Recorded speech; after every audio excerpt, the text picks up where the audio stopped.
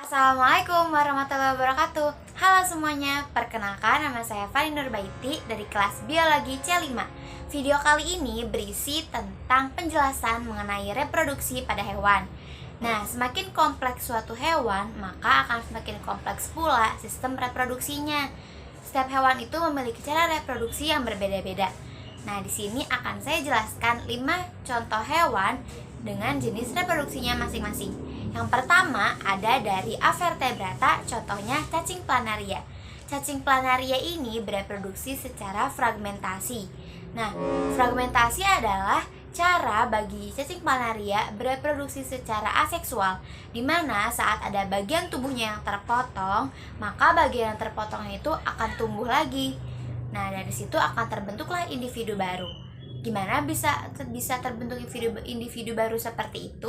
Yaitu karena ada yang namanya sel neoblas. Sel neoblas inilah yang nantinya akan membentuk organ dan juga epidermis penutup dari tubuh yang hilang sehingga membentuk individu baru.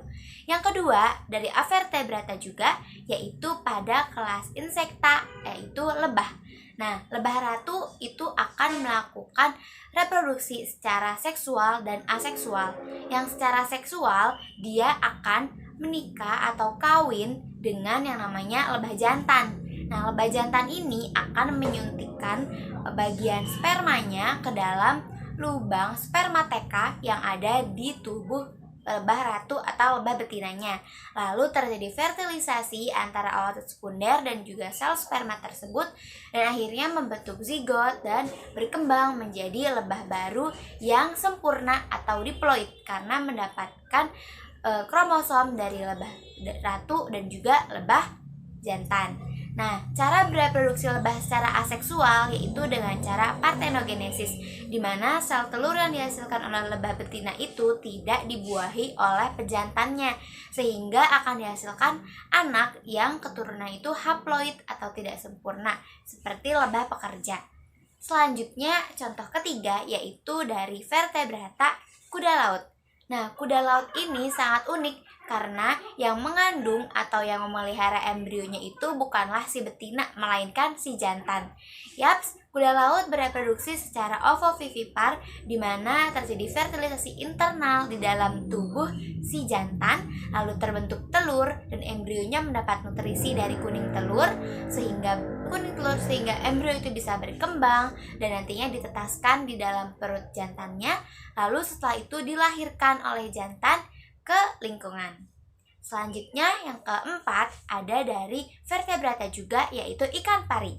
Ikan pari juga sama melakukan reproduksi dengan cara seksual dengan fertilisasi internal dengan perkembangbiakannya ovovivipar. Tapi pada ikan pari ini yang mengandung telur tersebut adalah betinanya. Nah, pada ikan pari penyaluran sperma itu dilakukan melalui lubang urogenital, seperti pada video di sini.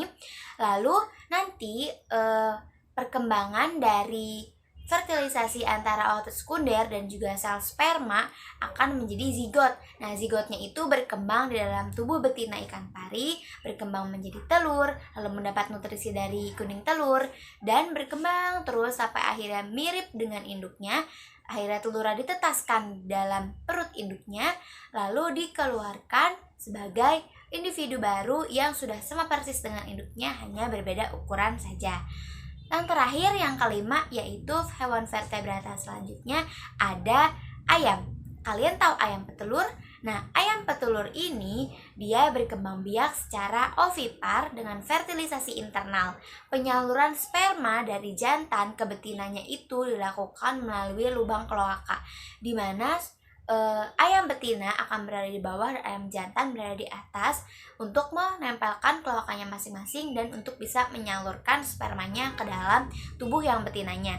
Setelah itu ootot sekunder dan juga sel sperma bertemu di bagian infundibulum, lalu setelah itu terbentuk kuning telur untuk nutrisi dari janinnya, lalu berjalan menuju magnum. Di bagian magnum akan terbentuk sel albumin atau putih telur, lalu menuju ke ismus untuk dilapisi oleh selaput telur, dan menuju ke uterus untuk dilakukan pembuatan bakal cangkang telur dibantu oleh ovocleidin 17, sehingga saat ditetaskan telur ayam memiliki bakal cangkang yang keras. Setelah teroksidasi dan juga karena ada perubahan suhu, maka telur dari ayam akan mengeras cangkangnya dan harus dierami oleh induknya agar bisa menetas. Sekian video dari saya, semoga bermanfaat. Wassalamualaikum warahmatullahi wabarakatuh.